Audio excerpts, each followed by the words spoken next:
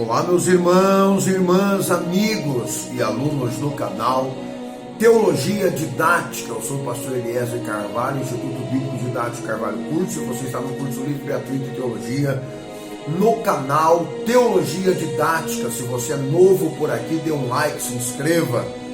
Chame o máximo possível de amigos seus para também se inscreverem no canal. Estando inscritos no canal, estarão inscritos automaticamente no curso livre gratuito de teologia aqui no canal Teologia Didática. Se você quiser, solicite para a gente o material didático digital em PDF, apenas R$ 25,00 por matéria. Quaisquer matérias que estiverem aqui disponíveis no canal ou outras matérias que não estão ainda no canal, nós podemos enviar para você. Você envia um Pix e a gente envia a matéria no seu WhatsApp, tá bem? Então nós vamos, se você quiser também, solicite para a gente a sua credencial teólogo, agora vitalícia, não precisa mais estar renovando. Se você quiser também, ao compilar mínimo 12 matérias, você solicite o provão, tirando 7 do provão, peça para a gente o seu certificado validado em todo o território nacional, com histórico escolar, tá bem? Aí do curso, do primeiro nível de teologia, no curso livre gratuito de teologia que está no canal Teologia Didática. Para você que não concluiu os seus estudos, não fez ainda o seu segundo grau para entrar numa faculdade, eis a oportunidade. Estamos indicando um colégio que você pode estudar de 8 a 10 meses e concluir os seus estudos. Se você não concluiu nem o fundamental ainda, não tem problema. Fale com a gente, vamos indicar você para esse colégio. O colégio vai entrar em contato com você e você vai começar os seus estudos rapidamente e brevemente você terminará os seus estudos e poderá dar prosseguimento aos seus sonhos de vida, tá bem? Então 439-2001-2860 é o WhatsApp mensagem aqui do Instituto Bíblico Didático Carvalho Cursos. Entra em contato e diga: eu quero fazer o ensino médio. Você vai fazer com 10 parcelas no boleto de R$ 125,00. Apenas 10 parcelinhas de R$ 125,00 no boleto bancário. A matéria que nós estamos tratando é Novo Testamento, é o segundo nível aqui no canal Teologia Didática, e o tema é Igreja Gentílica é implantada. Os acontecimentos que ocorrem quando a igreja estava sendo implantada, a igreja gentílica, incluíram o ministério de ensino de Barnabé e Paulo em Antioquia da Síria, a figura de Pedro na prisão em Jerusalém, a primeira viagem missionária de Paulo, o concílio em Jerusalém. A igreja de Jerusalém correspondeu à ordem divina de trabalhar entre os gentios, samaritanos. Durante esse período, Paulo partiu em sua segunda e terceira viagem missionária.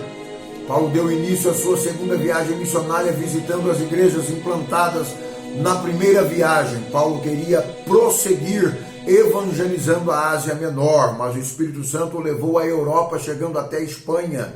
Em resultado, diversas igrejas foram implantadas na Macedônia e Acaia.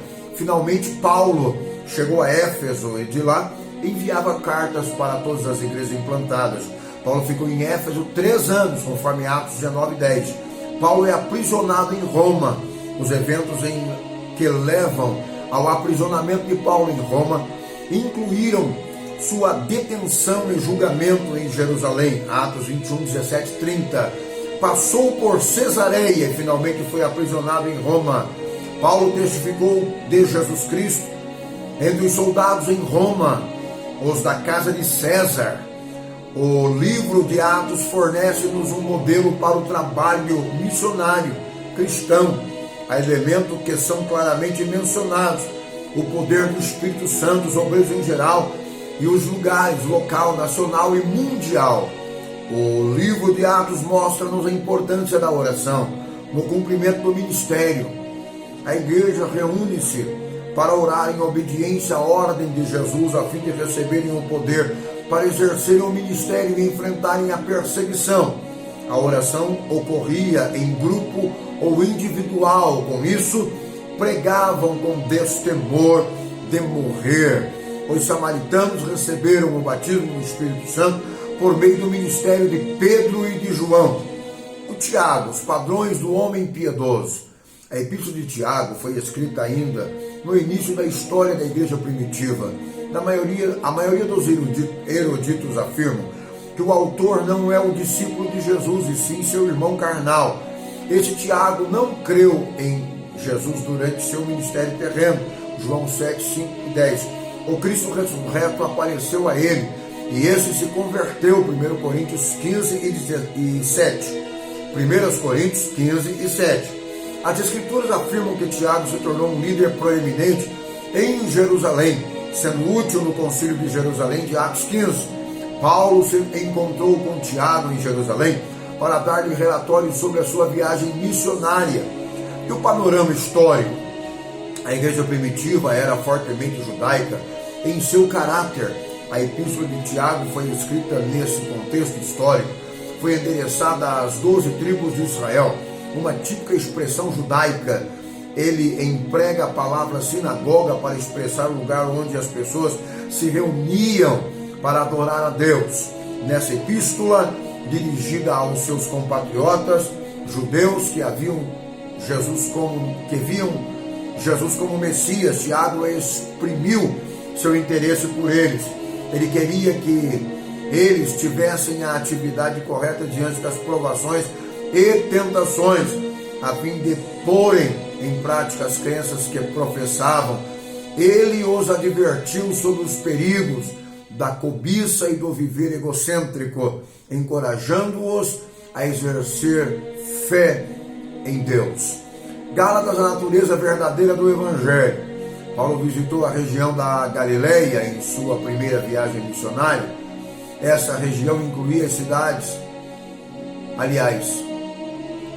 Paulo visitou a região da Galácia em sua primeira viagem missionária, que incluía as cidades de Antioquia, de Pisídia, Icônio, Listra e Derbe.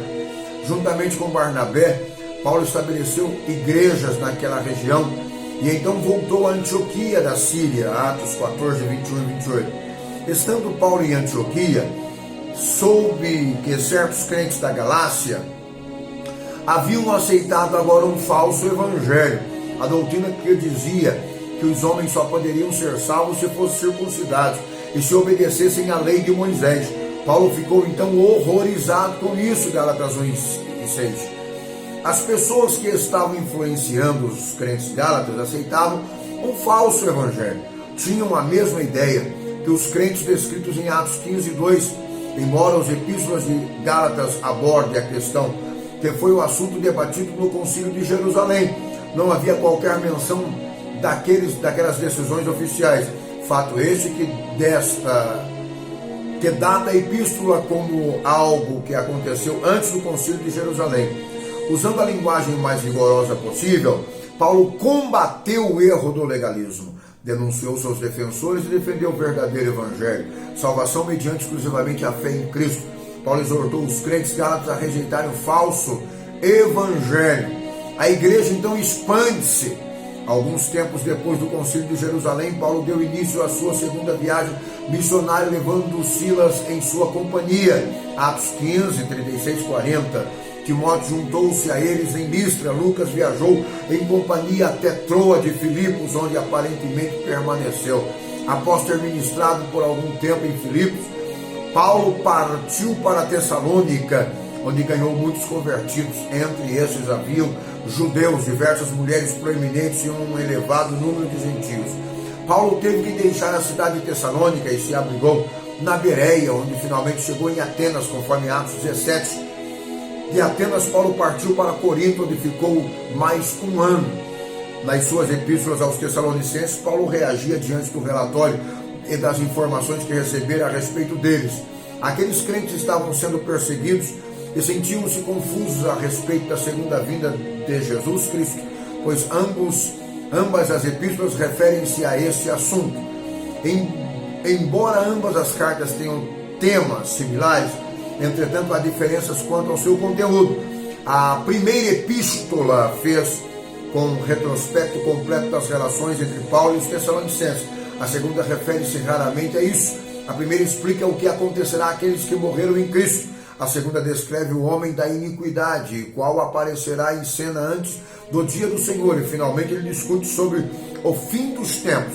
Primeira Tessalonicenses fala da esperança da vinda de Cristo. Já a segunda Tessalonicenses fala da vitória da vinda de Cristo. Primeiro e segundo Coríntios, a carta a Acaia. A cidade de Corinto e Atenas ficaram localizados na região da Acaia.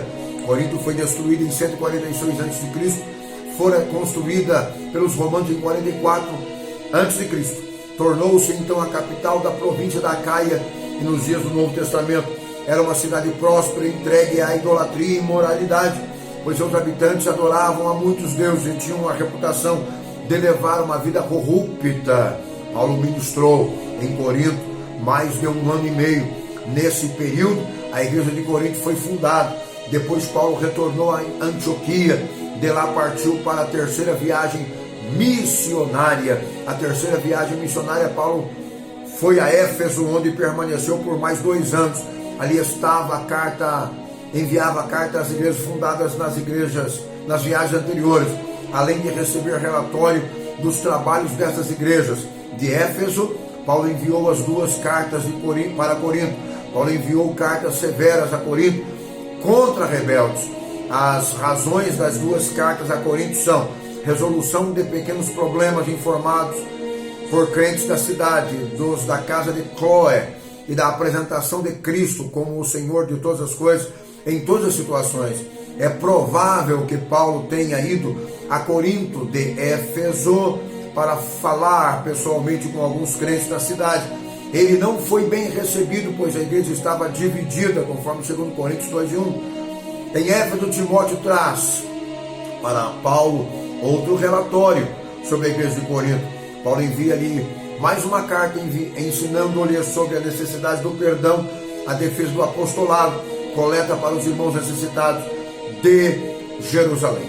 Eu sou o pastor Eliezer Carvalho, Instituto Bíblico Didático Carvalho Curso. Você está no curso livre gratuito de teologia. Se você quiser, faça o seu pedido de materiais, produtos do Instituto Bíblico Didático Carvalho Curso pelo 439-2001-2860. Você pode solicitar também a sua credencial teólogo, o seu certificado. E se você não concluiu o curso ainda de 2º grau, nem fundamental e nem ensino médio, entre em contato com a gente. Nós vamos informar sobre o colégio que vai enviar para você um contato e você fará o curso EAD sem sair de casa, inclusive avaliação. 439-2001-2860. Até a próxima oportunidade, se Deus nos permitir. Shalom Adonai.